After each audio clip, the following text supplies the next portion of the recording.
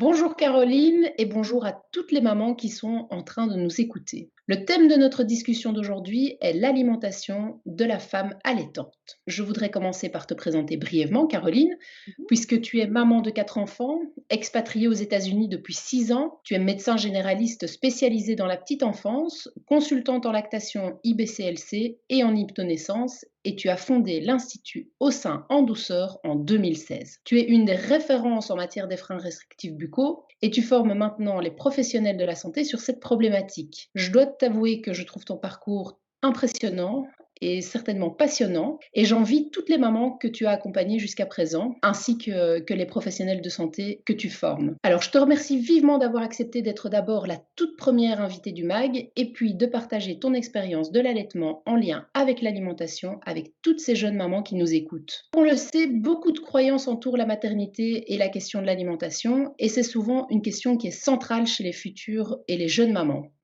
Elles sont très peu accompagnées sur cette thématique par le corps médical et j'espère qu'on pourra revenir sur ce sujet plus tard. Étant moi-même conseillère en alimentation, j'ai pu constater dans ma pratique que beaucoup d'entre elles sont perdues dans la masse de messages auxquels elles ont accès, que ce soit au travers de la famille, les amis, les lectures ou encore sur Internet. On peut l'avouer, il y a de quoi se perdre. Alors, ce que je te propose, Caroline, c'est pendant les quelques minutes qui vont suivre, de remettre en question les grandes croyances liées à l'alimentation et à l'allaitement. Exactement, merci Marie, ta présentation me fait rougir et tout le plaisir est pour moi d'engager cette discussion, avec toi. Alors c'est vrai que, ben oui, hein, des mamans, qui viennent vers moi et qui me disent, ben en fait, j'ai arrêté l'allaitement parce que mon pédiatre m'a dit que mon bébé était allergique à mon lait. Et bien c'est vrai que j'en ai entendu beaucoup et c'est vrai qu'entendre quelque chose comme ça, moi ça me retourne, littéralement l'estomac. Et chaque fois, je me dis: «Mais quel gâchis et quelle tristesse!» parce qu'un bébé n'est jamais, au grand jamais, allergique au lait de sa maman. Alors on va reparler, des coliques et du reflux, un peu plus loin dans l'interview, mais voilà, en effet, le bébé peut parfois, supporter un petit peu moins bien certains aliments, mais pas non plus tous les aliments. Mais c'est pas pour autant qu'il est allergique, au lait, de sa maman. Le lait maternel restera toujours l'aliment le meilleur, quoi qu'il arrive, pour la santé, du bébé. Donc toujours, toujours, rien n'égalera, le lait, maternel. Donc c'est vrai que là, il y a vraiment une énorme fausse croyance, parmi les parents, beh, ce qui est logique, hein, vu que cette énorme fausse croyance, elle est également là, chez les médecins, chez les pédiatres. Et bon, généralement, dans l'échelle, dans la pyramide décisionnelle, qui est-ce qu'on croit le plus? Ben, c'est le médecin. Et puis c'est la sage-femme, et puis on va redescendre comme ça dans la pyramide. Enfin voilà, c'est comme ça, c'est comme ça que ça se passe. Et donc malheureusement, le dessus de la pyramide, sur ce sujet-là est très, très mal informé, n'est pas formé tout court, parce que dans les études, de médecine, on ne nous parle pas de l'allaitement, ou très, très brièvement. Et donc c'est oui, certainement, donc au grand jamais, si vous avez un médecin, un pédiatre qui vous disent, d'arrêter d'allaiter parce que le lait, alors j'ai déjà tout entendu, hein, le bébé est allergique au lait, le lait n'est pas suffisamment nourrissant, votre lait n'est pas de bonne qualité. Enfin voilà, j'en ai déjà entendu des vertes et des pas mûres. Et donc voilà, ça, ce sont vraiment des fausses croyances, ce sont vraiment des choses qui sont, c'est faux, c'est vraiment faux. Et voilà, en tout cas, quand il y a un souci, eh bien, il va falloir aller chercher, certes, des pistes au travers de l'alimentation de la maman, mais il y a plein d'autres pistes, à aller explorer, dont on va discuter un petit peu plus tard, dans l'interview. En effet, je trouve, assez effrayant, comme tu viens de le dire, que les médecins, puissent convaincre les mamans que leur lait, est presque toxique pour leur bébé finalement. Ça me fait penser à une jeune maman que j'ai suivie il y a quelques années, que j'ai trouvée dans un état assez pitoyable, psychologiquement et physiquement aussi, parce qu'elle était convaincue que son lait rendait son bébé malade. Lui, il avait des crampes, du reflux et son médecin, enfin le pédiatre, avait affirmé que ça devait être, son alimentation à elle, Mmh. qui rendait son bébé malade. Et donc en fait, elle ne mangeait quasi plus rien, donc elle était, affaiblie, elle avait une production, de lait, proche du plancher et Mmh. donc il y a plus rien qui allait et elle se sentait extrêmement coupable. Est-ce que tu as déjà rencontré ce type de maman? J'en rencontre très régulièrement, parce que, en fait, il y en a beaucoup, en fait, hein, qui vivent ce genre de situation. C'est vrai qu'il y a beaucoup de problématiques, de reflux, de coliques, de ballonnements, chez les bébés à l'heure actuelle. Bon, le microbiote, humain, je vais dire ça comme ça, le microbiote humain a involué, cette dernière dizaine d'années et qui fait qu'en fait, oui, on retrouve beaucoup plus de problématiques, de coliques, de ballonnements et cetera. Et puis c'est pas qu'un problème de microbiote, il y a un problème de succion, une mauvaise déglutition, tout ça va vraiment pouvoir entraîner, ce genre de problématiques. Donc il y a pas que l'alimentation qui peut entraîner ça. Bien sûr, on va faire une anamnèse aussi, poussée, à travers l'alimentation et on va également la revoir et on va également pouvoir accompagner et conseiller ces mamans, à travers leur alimentation, mais ce n'est qu'un pilier parmi d'autres qu'il va falloir explorer en fait. Et donc c'est vrai que maintenant il faut vraiment arrêter de mettre tout sur l'alimentation, tout sur ce pilier alimentation, mais il faut vraiment aller voir mais comment se déroule la tétée, quels sont les antécédents de cette maman, comment le bébé, est-ce qu'il arrive à téter, comment est-ce qu'il déglutit, est-ce qu'il avale pas trop d'air, est-ce que la langue bouge bien, est-ce qu'il n'y a pas un problème de frein restrictif derrière, en fait, il faut vraiment se poser, certes, la question de l'alimentation, mais il faut aller bien plus loin que ça, en fait. Bah, je pense que c'est une question de facilité aussi, hein, d'incriminer tout de suite, l'alimentation de la mère parce que c'est le plus facile, de lui dire d'arrêter de manger ci ou d'arrêter de manger ça. En tout cas de pointer du doigt, son alimentation ou carrément simplement son lait. Mmh. Et comme tu dis, ça manque d'ouverture sur d'autres approches, d'autres problématiques sur lesquelles, bon nombre de médecins ne sont pas formés ou Exactement. très peu formés. Exactement. En fait, en tant que médecin, c'est vrai que bon, étant généraliste, j'en sais quelque chose. On n'est pas formé à l'allaitement. Donc en tant que généraliste, alors comme j'ai fait une petite spécialité pour travailler à l'ONE à l'époque, on devait passer une certification, dans la petite enfance et donc lors de cette certification, on nous a parlé un petit peu de l'allaitement, mais je pense qu'on nous en a parlé pendant une matinée. Une matinée, ça représente quoi? Ça représente 2 heures et demie et alors on nous fait un petit peu croire, jeunes médecins du coup sortant, jeunes diplômés, qu'en fait, on s'y connaît dans l'allaitement parce qu'on a eu un cours d'une matinée sur l'allaitement.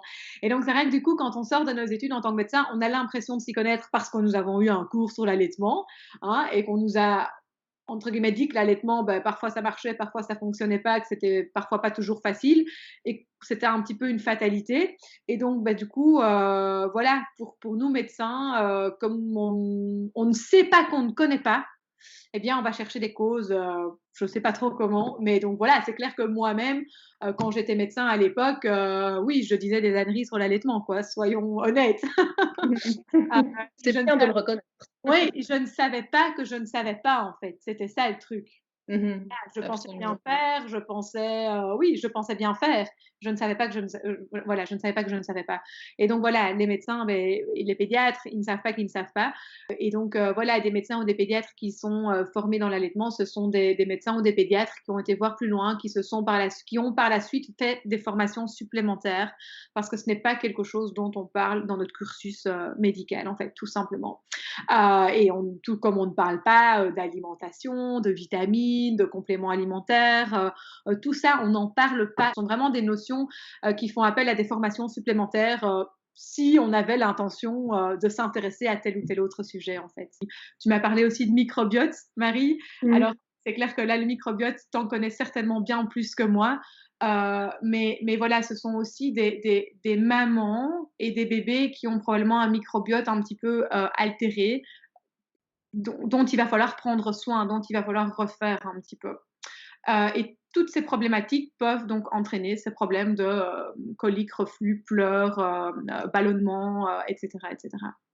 Donc voilà. Parce que moi, quand même, très souvent, enfin, un des premiers réflexes, du pédiatre quand l'enfant, présente un reflux, c'est directement le mettre sous Gaviscon ou quelque chose d'équivalent. Et moi, je n'entends que ça, quoi. Mon enfant a du reflux.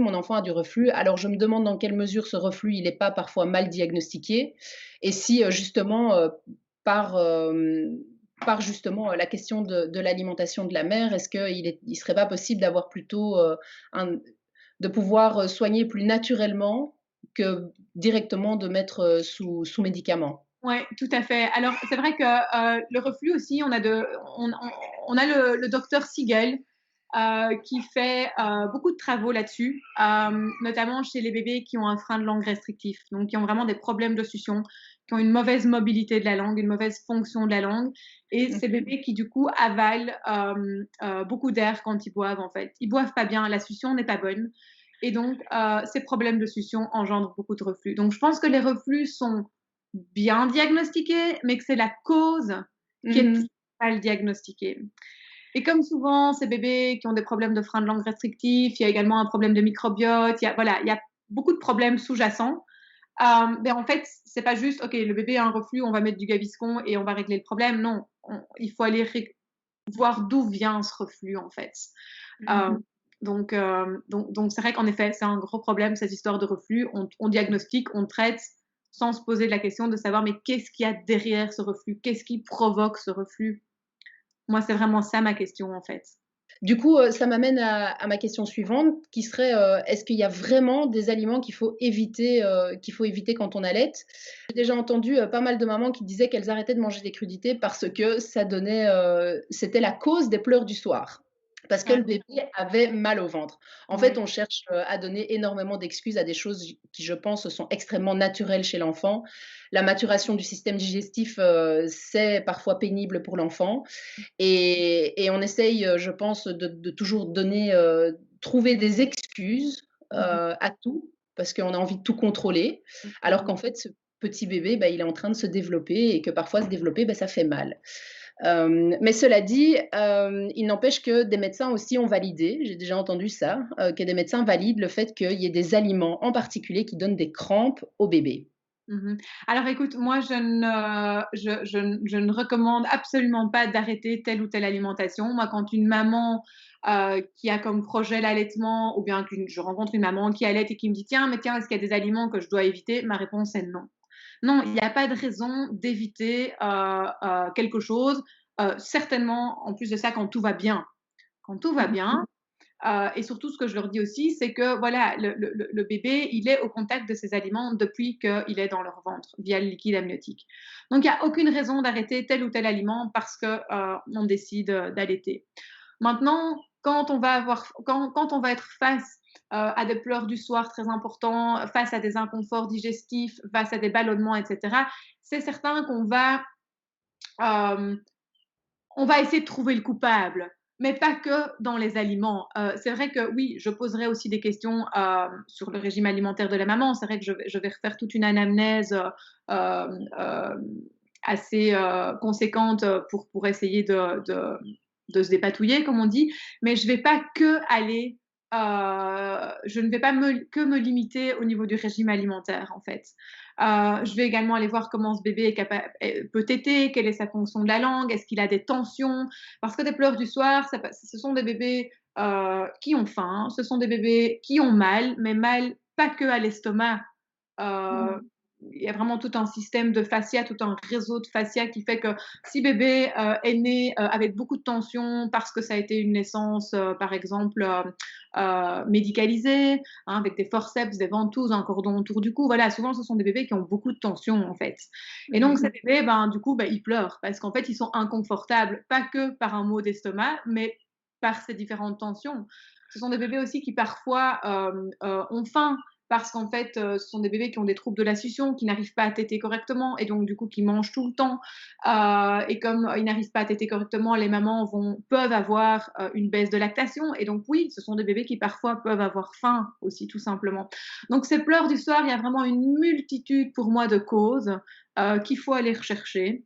Alors bien évidemment, ce serait trop facile, c'est rarement une seule cause, mais un ensemble de choses, voilà, qu'il faut prendre en charge. Mais donc voilà, il faut pas du tout se limiter à l'alimentation. Oui, on peut proposer à la maman de faire ce qu'on appelle un journal alimentaire. Donc, c'est-à-dire de lui dire, ben voilà, vous mangez ce qui est à la maison, vous mangez ce que vous avez l'habitude de manger comme d'habitude. Vous notez tout ça dans un journal. Et ensuite de ça, au bout d'une semaine, 10 jours, 15 jours, on essaye de voir, tiens, si vous avez mangé deux fois, alors je prends le cas des tomates parce que c'est tomates ou des poivrons, enfin c'est souvent ces choses-là qui reviennent. Mais c'est vrai que si on voit que chaque fois que vous mangez des tomates, alors éventuellement on peut proposer d'éviter les tomates dans le régime alimentaire. Mais ça va vraiment se faire sur une base oui, surtout d'un journal alimentaire, pour ne pas dire à la maman: «En fait, vous arrêtez de tout manger et puis, on verra bien, quoi, et on va réintroduire un aliment à la fois». Mais alors la maman, elle est en train d'allaiter, elle a besoin d'énergie, elle a besoin de vitamines, elle a besoin de minéraux, enfin, ça fait vraiment des catastrophes et en effet, on trouve des mamans qui sont dépressives, qui ont faim, qui ont perdu beaucoup de poids, donc du coup, ça aussi, hein, ça au niveau de la production de lait, c'est pas bon tout ça. Donc voilà, on va vraiment y aller, petit à petit dans notre diagnostic différentiel, pour essayer de trouver les coupables, hein, parce que souvent il y en a plusieurs, et que c'est pas toujours évident. Mais voilà, on va vraiment essayer d'y aller petit à petit en respectant, l'intégrité de la maman, en respectant, hem, le fait que c'est une jeune maman qui allait et il faut qu'elle mange, quoi. Elle a besoin de manger et c'est super important pour elle. Bah, donc ça voudrait dire que finalement, une mauvaise alimentation pourrait mettre en péril, le projet d'allaitement? Ou alors oui, alors oui et non, hein. Il y a eu des alors je ne suis pas spécialiste en nutrition, hein, donc probablement que tu connais même encore plus que moi. Mais d'un point de vue macronutriments, donc on a beaucoup, étudié, ces mamans qui veulent faire le ramadan et allaiter en même temps. Et donc, ce que les études ont dit, c'est qu'en fait, bébé, il avait tout ce qu'il fallait, même chez des mamans qui jeûnaient. Même chez des mamans qui étaient dénutries, le bébé, enfin l'allaitement va aller puiser dans les réserves de la mère tout ce qu'il faut pour le lait du bébé. Maintenant, cette maman-là, oui, elle risque clairement d'être beaucoup plus fatiguée. Elle risque, oui, en termes de fatigue, de dépression, d'énergie, etc. On va puiser, l'allaitement va puiser dans ses réserves. Donc, le bébé, lui, il va grosso modo avoir tout ce qu'il faut. Je dis grosso modo, hein, ok. Ouais. Mais par contre, la maman derrière, si je peux dire ça comme ça, elle va probablement me refler un peu plus parce que oui, en termes de fatigue, en termes d'énergie, de dépression, etc., oui, il va y avoir des conséquences plus chez la maman que chez le bébé. Donc finalement, un régime, faire régime pendant qu'on allaite, c'est pas forcément contre-indiqué? C'est pas forcément contre-indiqué, mais c'est pas forcément recommandé. Comme je dis toujours, il y a régime et régime. Mmh. Il y a des régimes drastiques, hein, ou enfin oui, ce que j'appelle les régimes drastiques, ça c'est très clairement, pas du tout recommandé. On va surtout recommander, j'aime pas le mot régime en fait, on va recommander une alimentation, saine, si je peux dire ça comme ça, qui n'est pas un régime, mais qui va en fait aider la maman à perdre éventuellement, un petit peu de poids si elle désire perdre un peu de poids suite à la grossesse. Mais c'est pas vraiment un régime qu'on va mettre en place, mais on va plutôt remettre en place des bonnes habitudes alimentaires. Et ces bonnes habitudes alimentaires vont en fait faire en sorte que la mère va certainement perdre ces quelques kilos en trop. Alors on va parler de perte de poids, pas beaucoup, hein, on va plutôt miser sur le long terme. Donc vraiment se dire, voilà, 1-2 kilos par mois. On va pas y Mmh. aller trop vite, en fait. Et c'est vrai que souvent, on a envie d'aller très vite, on a envie de perdre 5 kilos en 4 semaines, enfin de perdre 1 kilo par semaine, et en fait non, non, nous on va vraiment viser le long terme, pour protéger l'allaitement, pour protéger la santé de la maman, pour ne pas épuiser cette maman. C'est ça, hein, parce que bon, une des préoccupations quand même après un accouchement des mamans, c'est, quand est-ce que je vais retrouver, mon corps? Exactement. Alors Et écoute, ils sont très précis. ouais, Ingrid Baillot le dit très, très bien, hein, c'est vraiment 9 mois pour faire un bébé, 9 mois pour que son corps puisse récupérer, en fait, hein. Il y a vraiment cette involution du corps, 9 mois après la grossesse. Donc ça va pas se faire en une semaine, ça va pas se faire en un mois. Et ça, je pense qu'on ne le dit pas assez aux mamans qui, du coup, ont des expectations qui sont très, très élevées. Et c'est vrai qu'on parle beaucoup des 9 mois de la grossesse et on ne parle pas du tout des 9 mois postpartum. Alors je dis 9 mois postpartum parce que bon, c'est plutôt symbolique, hein, mais vraiment pour se dire que ce postpartum, en fait, cette involution, cette récupération, il est très long et c'est normal. On a mis 9 mois, le corps de la maman a changé pendant 9 mois pour concevoir ce bébé. En fait, il va falloir quasiment autant de temps que pour pouvoir involuer, en fait, se reconstruire, se refaire des réserves. Et donc voilà, je pense que ce postpartum, il faut vraiment le dire et le redire et le rappeler que ce postpartum, c'est pas un mois postpartum, c'est que ce postpartum, il dure longtemps et c'est normal. On peut pas demander au corps qui s'est construit en 9 mois à se déconstruire en 9 mois. Enfin, c'est pas possible. Et donc, Non, je pense que non. ça, on n'en parle pas assez, on ne le dit pas assez. Donc, les mamans viennent avec des expectations en disant: «OK, c'est bon, dans 2 mois, je vais récupérer mon corps, d'avant grossesse». Ben, c'est juste physiologiquement, ce n'est juste pas possible. Après, là, on s'écarte un petit peu du sujet, mais ce que les réseaux sociaux nous renvoient, aujourd'hui, cette espèce d'image de perfection de la femme, quand on voit, toutes ces stars qui, 5 semaines après l'accouchement, remettent leur bikini, comme si de rien n'était, ça nous vend du rêve aussi et donc on peut pas blâmer, toutes ces jeunes mères qui veulent justement, très vite retrouver leur apparence, quoi. Exactement, tout à fait, parce qu'on leur montre quelque chose qui n'est juste pas possible, physiologiquement. Mmh mh. Et donc oui, en effet, elles ont cette image tout à fait tronquée, par, comme tu dis, hein, les réseaux sociaux, les médias et cetera, qui oui, tout à fait, qui sont vraiment des images antiphysiologiques, en fait, si je peux dire ça comme ça. C'est pas normal du tout. Mmh. Exactement. Bah, d'ailleurs, il me semble que, vu que je suis tes activités sur les réseaux sociaux, après la naissance de ton quatrième enfant, il y a quelques mois de ça, d'ailleurs, c'était il y a combien de mois? Il y a pas si longtemps, C'était hein? il y a 14 mois, en fait. Oui, Ah! ça le temps Déjà passe. il y a moi. Alors ça passe très vite, mais cela dit, ça m'a marquée, parce que, tu as beaucoup documenté, ton postpartum justement et tu t'es beaucoup alimentée de bouillon après ton accouchement et j'avais justement acheté un livre, sur le même sujet, au même moment, plus ou moins, parce que j'ai accouché un petit peu avant toi, mais pas beaucoup avant toi, de mon troisième enfant et donc moi aussi j'ai été, très fort, sur, les bouillons, mais probablement moins que toi parce qu'en plus je les faisais pas moi-même donc voilà. Mais donc est-ce que tu pourrais parler justement de cette récupération, en buvant, du chaud, du tiède, Oui. qui fait tant de bien au corps?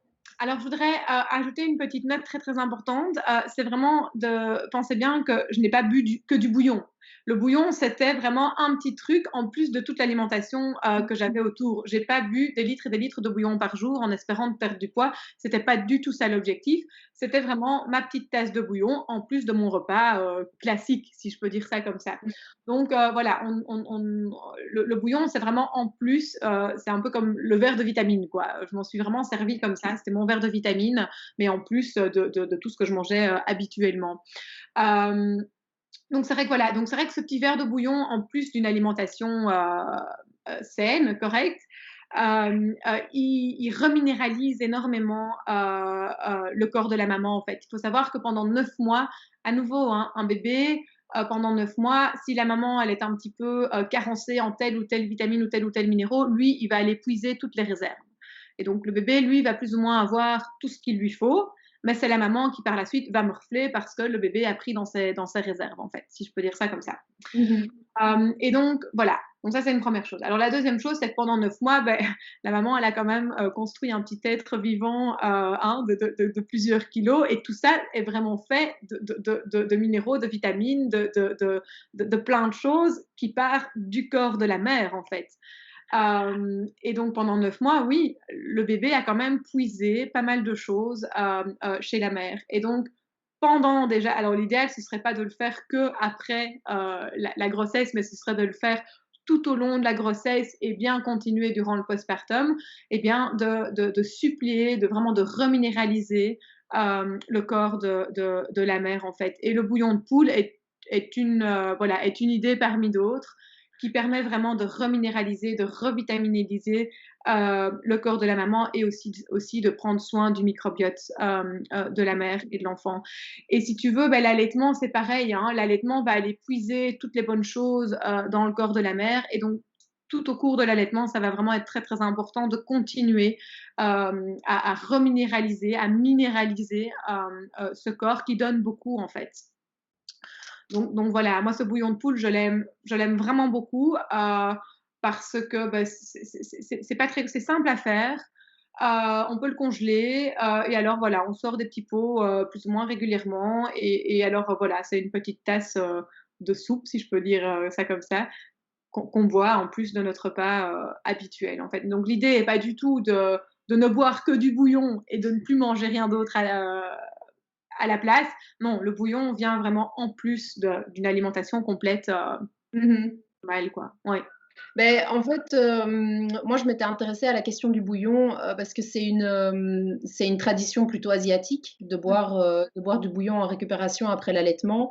Parce que paraît-il que, le chaud, permet de réparer l'intérieur et c'est vrai que cela dit, moi, j'ai vraiment vu une différence dans ma récupération après mon troisième enfant, parce que je l'avais pas fait pour mon premier et mon deuxième. Et pour le troisième, avec, ce bouillon, donc je mangeais énormément de soupe avec des morceaux, des bouillons avec des légumes, même avec, des morceaux de poulet ou de viande, enfin voilà. Mais j'avais vraiment une alimentation sur, je vais dire, le premier mois après mon accouchement, j'avais vraiment une alimentation basée justement, sur, ces fameuses soupes bouillons Oui, et ça me faisait en fait, beaucoup de bien et j'ai l'impression que ça avait vraiment une influence aussi sur mon psychologique, exactement. bizarrement. Je me sentais comme ça, me réchauffer, me réparer de l'intérieur. Exactement. En fait, en médecine ayurvédique, une maman postpartum, elle a besoin de réconfort, de sweet et de chaud, comme on dit, de douceur, et de chaud. Alors, c'est pas du bouillant, c'est du tiède, en fait. C'est vraiment température, corporelle, Mmh. mais voilà, une maman, en effet, en postpartum, elle a besoin d'être réconfortée, qu'on prenne soin d'elle et le sweet et le chaud est une manière, en fait, en tout cas en médecine traditionnelle chinoise ayurvédique, Mmh. parle vraiment beaucoup de sweet et de chaud et donc du coup, comme tu dis, les soupes chaudes, tièdes, les bouillons, et cetera sont vraiment une très, très belle manière ben, comme tu dis, la maman se sent, cocoonée et c'est exactement ce dont elle a besoin, en postpartum, en fait. Donc d'où l'intérêt en effet de boire et de manger des soupes, du bouillon et des soupes, voilà, avec des pommes de terre, avec du poulet, Mmh. comme tu as dit, avec voilà, toutes sortes de soupes, et elle a besoin de liquide. Mmh. Donc c'est pour ça que les soupes correspondent vraiment bien à ce postpartum, en fait. C'est exactement ce dont la maman a besoin, du sweet et du chaud et d'avoir quelque chose de consistant aussi parce qu'il faut qu'elle mange. Oui, évidemment, C'est vraiment il faut avoir important. assez de calories pour Ouais, pouvoir aussi continuer à produire correctement du lait. exact. Hem, bah, Et alors, d'ailleurs tu oui? parles de calories, mais c'est vraiment important. Une maman ne peut pas être dénutrie non plus en postpartum parce que le postpartum, c'est aussi une cicatrisation. Mmh mh. Le corps doit cicatriser. Et pour que cette cicatrisation puisse se faire, c'est une cicatrisation physiologique, hein, on parle bien vraiment, oui, votre cicatrisation physiologique. Et pour ça, en fait, la maman, elle a besoin de protéines, elle a besoin de réconfort. C'est comme, allez, si je prends une chirurgie, n'importe quelle opération dans le monde médical, une chirurgie chez quelqu'un qui est dénutri ou bien une chirurgie chez quelqu'un qui est en bonne santé, ben, la chirurgie chez quelqu'un qui est en bonne santé, la cicatrice même de la peau va bien mieux cicatriser que chez la personne dénutrie qui n'a pas de protéines et qui n'a pas, oui, qui n'a pas toutes ces protéines pour cicatriser en fait. Absolument. Euh, et c'est vrai que le postpartum, c'est une cicatrisation physiologique, pas dans le sens où le corps a été malmené Mmh. comme une opération chirurgicale, mais voilà, il y a une, oui, il y a une cicatrisation physiologique qui se fait dans le postpartum. Et donc, c'est pour ça que de parler de régime alimentaire en postpartum, c'est une très mauvaise idée, parce que le régime va empêcher tous ces bons de l'apport de protéines, de bonnes vitamines, de bons minéraux qui est vraiment super importante pour cette involution, pour cette cicatrisation physiologique en fait. Ouais, Ouais, absolument. absolument. Et justement, bah, toutes ces vitamines et ces minéraux, on les trouve, bah, dans l'alimentation, dans une alimentation variée, Exact. végétale, je veux pas dire végétarienne pour autant, mais végétale avec beaucoup de végétal dedans. Oui, On n'oublie pas les protéines, qui sont qui très sont importantes super importantes aussi. aussi. Tout à fait. Et du coup ma question suivante, ce serait, quid alors de tous ces compléments alimentaires pour, femmes allaitantes qu'on vend et que les mamans prennent pour se donner, finalement pour se rassurer, j'allais dire pour se donner bonne Oui, conscience, mais pour se exactement. rassurer. Et alors écoute Marie, il y a du bon et il y a du moins bon. Alors déjà, ça dépend quels compléments alimentaires elles vont acheter, quelle marque. Parce qu'il y a des marques ben, dans lesquelles il y a plein de saloperies dedans, hein, et donc du coup, des compléments alimentaires qui ne sont pas assimilables par le corps, ou bien qui vont être beaucoup plus difficiles à être absorbés par le corps, qui finalement vont demander beaucoup d'énergie pour pouvoir être absorbés. Et par contre, tu as des excellents compléments alimentaires, vitamines, si elles sont naturelles, s'il n'y a pas plein de saloperies dedans en plus. pour soi-disant la capsule ou pour que le produit puisse se garder plus longtemps ou quoi que ce soit. Donc, je discutais, j'ai discuté il y a déjà un petit temps avec une naturopathe qui m'expliquait qu'en fait, donc probablement que oui, les mamans devraient toutes prendre des compléments, enfin des vitamines, vraiment des multivitamines, pendant donc clairement très certainement 6 mois, en préconception, pendant toute la grossesse, pendant toute la durée de l'allaitement et même encore une fois que l'allaitement est terminé pour toujours dans cette idée de récupération, parce que la glande mammaire aussi, une fois que l'allaitement s'arrête, bah, elle involue aussi, et donc ça va aussi demander une certaine cicatrisation physiologique. Et il faut que la maman aussi continue à se refaire des réserves pour peut-être un futur enfant ou pour tout simplement récupérer de la famille qu'elle vient de créer. Et ce que cette naturopathe m'expliquait, c'est que dans l'alimentation actuelle, même si on mange beaucoup de fruits, beaucoup de légumes, etc., étant donné que les sols s'appauvrissent de plus en plus, eh bien, ce sont des légumes et des fruits et autres qui sont moins riches en vitamines et en minéraux qu'avant. Et donc, on a beau manger, on a beau avoir une alimentation équilibrée, eh bien, on resterait déficient dans certaines choses, voilà, suite à cet appauvrissement des sols qu'on a utilisé. Donc, probablement que oui, les compléments, les vitamines sont importantes, mais pas n'importe lesquelles. Et là, c'est très difficile parce qu'évidemment, ben, les bonnes vitamines naturelles, avec des compléments naturels dedans et sains et sans trucs pour que ça dure plus longtemps, pour que ça coûte moins cher, etc., eh bien, ces compléments alimentaires, ils coûtent plus cher que les autres. Donc, du coup, c'est pas évident parce que tout le monde peut pas se permettre, en effet, d'aller s'acheter une boîte de vitamines à 50 euros ou 40 euros. Voilà. Mais dans un monde idéal, oui, je pense qu'il faudrait complémenter tout le monde, mais pas avec n'importe quoi. Et alors, le dernier point sur lequel je voudrais vraiment insister, ce sont, il y a même des multivitamines qui sont nocives pour la grossesse, pour l'allaitement et pour la maman. Notamment, je pense à ces multivitamines qui contiennent de l'acide folique, Oui.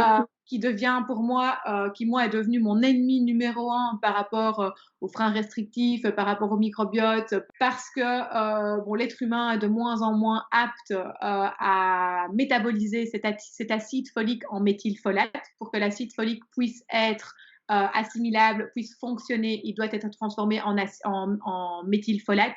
Et donc là, ça fait appel à la méthylation des gènes.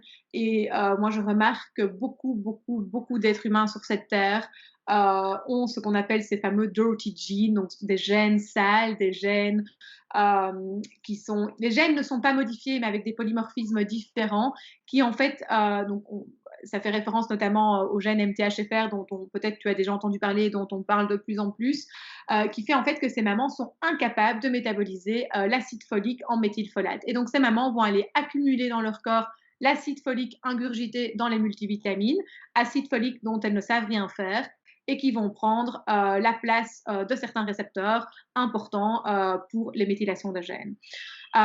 Donc, donc, très clairement, il y a beaucoup de multivitamines qui finalement sont vraiment nocives et ça, j'insiste vraiment fort parce que c'est vraiment un énorme problème actuellement. Donc, personne n'a conscience, aucun médecin n'en parle. Tous les médecins, les gynécos, beaucoup de sages-femmes prescrivent n'importe quelle multivitamine qui contiennent pour la plupart d'entre elles de l'acide folique.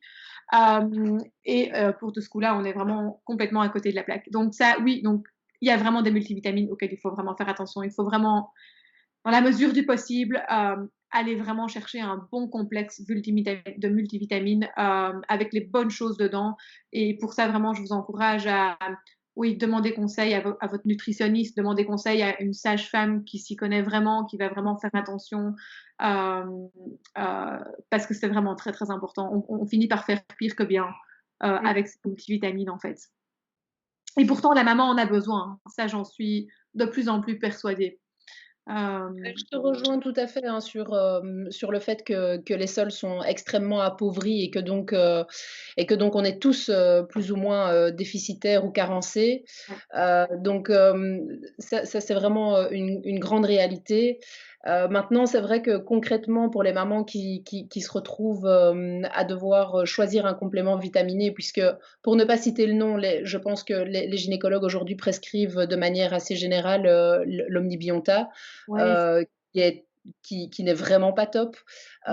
Et pour faire simplement une différence je pense, très simple pour, les mamans qui nous écoutent, hem il faut savoir qu'il y a une version synthétique des vitamines et des minéraux et une version naturelle comme tu en as parlé et donc quand on se rend à la pharmacie, je pense que simplement déjà poser la question au pharmacien qui est capable de lire justement, l'étiquette, de la boîte, de lui conseiller plutôt, une marque avec des minéraux et des vitamines naturelles et pas synthétiques. Ce sera déjà, une manière de pouvoir faire, la différence. C'est Parce que je ça. pense qu'aujourd'hui les gynécologues ne savent pas, hein, Non, quoi ça pas du prescrire. tout. On n'est pas alors il faut vraiment savoir qu'en tant que médecin, on n'est pas formé à ça. On n'est pas formé.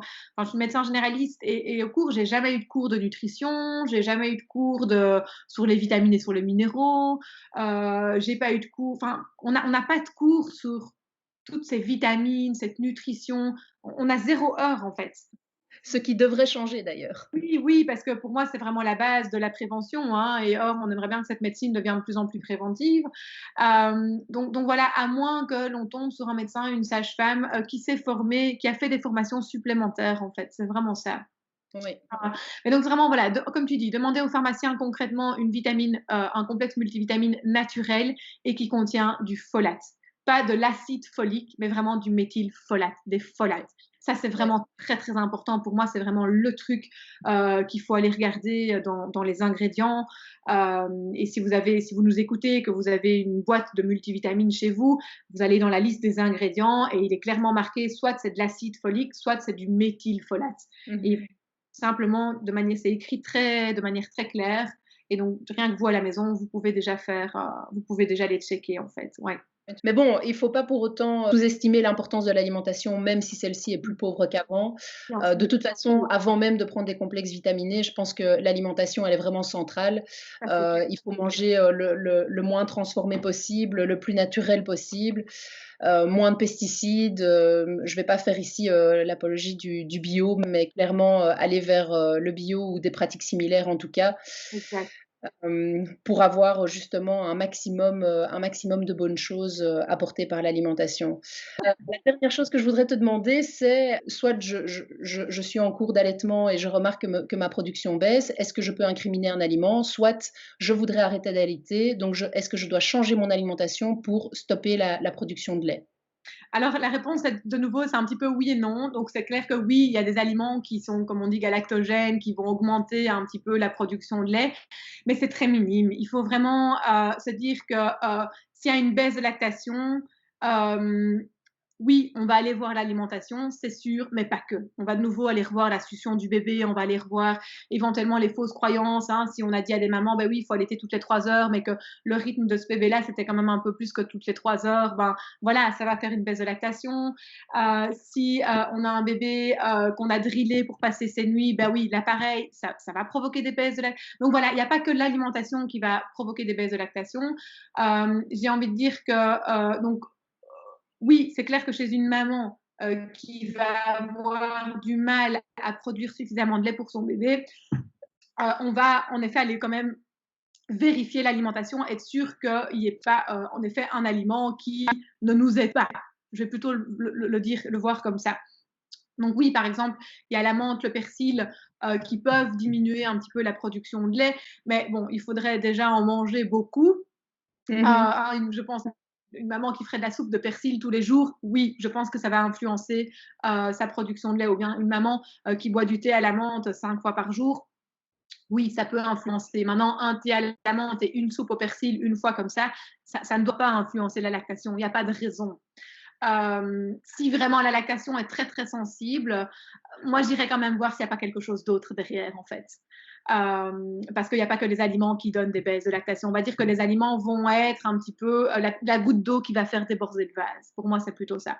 Donc Mmh. oui, on va quand même on va quand même être attentif à l'alimentation de la maman et à ce moment-là conseiller en effet d'enlever le persil et la menthe. Enfin, j'ai souvent ça comme exemple dans l'alimentation, ou en tout cas de diminuer. Et donc oui, il va y avoir à l'inverse des aliments qui vont plutôt avoir tendance à augmenter la production de lait. On parle beaucoup du porridge, enfin, des flocons d'avoine, quoi d'autre encore? Oui, les soupes de fenouil, des choses comme ça. Donc oui, ça va aider la maman à produire un petit peu plus de lait. Mais c'est pas magique. J'avais lu une fois une étude clinique qui montrait que, par exemple, on parle beaucoup du thé au fenouil, hein. Mmh. En fait, il fallait vraiment en boire beaucoup, beaucoup pour avoir une production de lait augmentée, quoi. Qu'il fallait boire, je crois qu'on était à plus de 5 litres. Enfin, c'était un truc de fou. Et donc, bah oui, c'est vrai que le fenouil donne un goût doux au lait. C'est un thé, c'est chaud, donc les mamans, on retombe dans cette chaleur, dans cette Ouais. douceur que les mamans aiment bien. Donc souvent, les mamans aiment bien. Hem, et donc, tout ce côté-là va faire que la maman va nous dire après: «Ben oui, tiens, je vois une petite augmentation de ma production de lait». Mais parfois, on se demande: «Tiens, est-ce que c'est parce qu'elle a bu une boisson chaude? Est-ce que c'est parce qu'elle avait mis du fenouil dans son thé?» Voilà, ça reste, un petit peu, mitigé. En tout cas, ce qui est certain, c'est que si vous nous écoutez et que vous avez une baisse de production de lait ou bien que vous n'arrivez pas à produire suffisamment de lait, il faut vraiment consulter, il faut aller voir plus loin, il faut aller voir au-delà de l'alimentation. C'est pas que l'alimentation qui fait que, on ne va pas pouvoir produire suffisamment de lait ou bien qui fait qu'on va pouvoir augmenter drastiquement, l'augmentation de production de lait. Pour moi, il faut vraiment consulter et il faut aller faire la part des choses et il faut aller chercher plus loin. Mais donc oui, l'alimentation peut aider un petit peu. Mmh Un mh. petit peu n'est pas négligeable, hein, et il faut l'utiliser parce que pour ces mamans qui essayent d'avoir suffisamment de lait pour leur bébé, ben, ce petit peu, plus un petit peu, plus un petit peu, ben oui, évidemment, ça va les aider. Mais il faut pas, se fier que là-dessus. Il faut aller voir plus loin. Mmh. Donc voilà. Et même chose, hein, Marie, pour, on dit aux mamans: «Il faut boire beaucoup». Au plus vous buvez, au plus vous allez faire du lait. Et donc voilà, non, c'est pas parce que vous allez boire 5 litres d'eau que vous allez faire plus de lait. Ça, c'est un mythe énormissime. Il faut boire à votre soif. Et si vous vous réveillez, la nuit, en ayant très soif, c'est que probablement vous ne buvez pas suffisamment. Généralement, moi, ce que je conseille aux mamans, je ne dis pas: «Il faut boire 2 litres, il faut boire 3 litres». Vous devez avoir votre bouteille de 2 litres et à la fin de la journée, la bouteille de 2 litres doit être vide. Non, moi, ce que je dis vraiment à la maman, c'est: vous devez pouvoir vous écouter, vous devez pouvoir boire à votre soif. Généralement, moi, ce que je dis aux mamans: «Mais tiens, quand vous faites une tétée avec votre bébé, beh, prenez un verre d'eau à côté de vous». Et voilà, Mmh. buvez vraiment à votre soif et n'attendez pas d'avoir cette grande soif pour boire en une fois. Non, essayez en effet de boire régulièrement, tout au long de la journée. Mais j'ai envie de te dire que c'est vraiment valable pour tout être humain, sur cette terre. On doit Exactement. pouvoir boire régulièrement tout au long de la journée, qu'on allaite ou qu'on n'allaite pas. Voilà, et c'est d'être attentif à son besoin, en fait. Mais c'est de ne pas commencer à calculer: «Il faut absolument que j'ai terminé mes 2 litres d'eau à la fin de la journée». C'est pas du tout ça, en fait, et ça ne va rien changer. C'est vraiment de boire, c'est la régularité et le fait de boire à sa soif qui va faire que la maman se sent bien, et quand on se sent bien, on produit plus d'ocytocine et c'est cette ocytocine qui va, stimuler la production de lait, en fait. C'est Mmh. pas l'eau elle-même, c'est le fait que la maman se sente bien dans son corps, qu'elle se sente confortable, et en fait, beh, quand on va bien, quand on se sent bien, on va faire plus d'ocytocine. C'est comme c'était chaud au fenouil, la chaleur, la boisson chaude stimule la production d'ocytocine. C'est peut-être pas tant le fenouil, mais c'est le fait de boire quelque chose de chaud qui nous réconforte, qui va faire qu'en fait, on va produire plus de lait parce qu'en fait, on se sent bien, et c'est ça, en fait, qui fait qu'on va pouvoir produire suffisamment de lait avec son bébé, pour son bébé. Je prends l'exemple d'une maman et alors elle me dit: «Ah oui, on m'a dit que de boire du thé au fenouil, c'était important», alors on lui faisait boire du galactogyle. Mmh. Heu et alors elle me dit: «Tiens, est-ce que je continue?» Je dis: «Mais tiens, est-ce que tu aimes bien? Enfin, est-ce que c'est OK pour toi d'en boire?»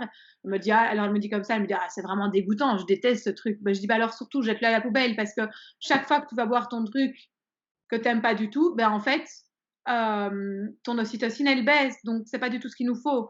Donc moi, je lui dis: «Je préfère que tu te prennes une boisson chaude que tu aimes, qui ça va te faire du bien et va respecter ta production de lait, que de boire absolument ce thé aux fenouil que tu détestes, qui en fait à chaque fois tu te fais, comment est-ce qu'on dit? Tu te fais du mal, hein, et Mmh. beh, ça du coup, ça fait tout l'effet inverse au niveau de l'ocytocine.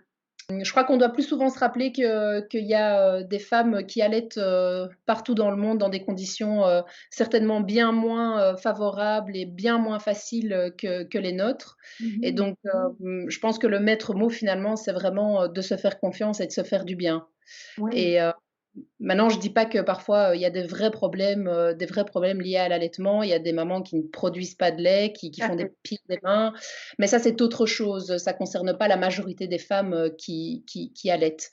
Oui. Donc, même si ça concerne, certainement une partie, non négligeable, hein, bien entendu. Je ne minimise pas du tout Oui. et je ne mets pas de côté, ces mamans qui n'y arrivent pas Mmh. pour, plein de Ouais, raisons. c'est-à-dire que voilà, pour ces mamans-là, l'alimentation va être un pilier, mais pas que. Ça va être un pilier principal, hein, qui est très, très important, mais il faut aller voir les autres piliers aussi, en fait. Il va falloir mettre tout ça ensemble et pas que se focaliser sur mon alimentation pour augmenter ma production de lait. Oui, il va falloir se focaliser là-dessus, mais pas que, en fait. Il faut vraiment aller voir plus loin. Moi, j'ai vraiment envie de vous dire, si vous vous retrouvez face à une difficulté, bon oui, c'est bien d'aller voir sur les réseaux sociaux, c'est bien d'aller se renseigner par soi-même, c'est bien de prendre du thé aux fenouil si vous aimez ça, c'est bien de boire suffisamment d'eau parce que oui, il faut boire suffisamment d'eau, mais consultez en fait. Faites-vous aider. Avoir une baisse de lactation, ou ne pas pouvoir produire suffisamment de lait, c'est pas normal et un professionnel va vraiment pouvoir vous aider à faire la part des choses en fait. Mmh mh. Et donc, voilà, ne restez pas seul dans votre coin. Voilà, faites-vous aider par quelqu'un qui va vraiment pouvoir vous conseiller, vous accompagner et éventuellement vous référer aussi, hein, parce qu'en tant que conseiller en allaitement, on ne connaît pas tout, mais simplement, on a un bon carnet d'adresses et donc, si on voit qu'il faut travailler l'alimentation, ben, on pourra vous envoyer vers une nutritionniste. Si on voit qu'il faut vous envoyer vers un ostéopathe ou un chiropracteur, ben, voilà, c'est ça aussi en fait, c'est pouvoir débroussailler le terrain et de pouvoir référer si nécessaire en fonction de ce qu'on va trouver en fait. Mmh. Absolument. Eh bien, écoute, merci beaucoup Caroline pour cet échange passionnant. Il y a tellement de choses à dire sur l'allaitement, mais il faut bien s'arrêter à un moment. Merci à toi Marie d'être venue vers moi. Merci, oui, merci beaucoup et c'était vraiment avec grand plaisir. Pour toutes les mamans qui nous écoutent, si vous souhaitez être accompagnée par Caroline via sa plateforme Au sein en douceur, celle-ci propose des accompagnements virtuels. Vous trouverez toutes les informations nécessaires sur le site www.auxseinsendouceur.com. Je vous dis à très bientôt pour un prochain podcast.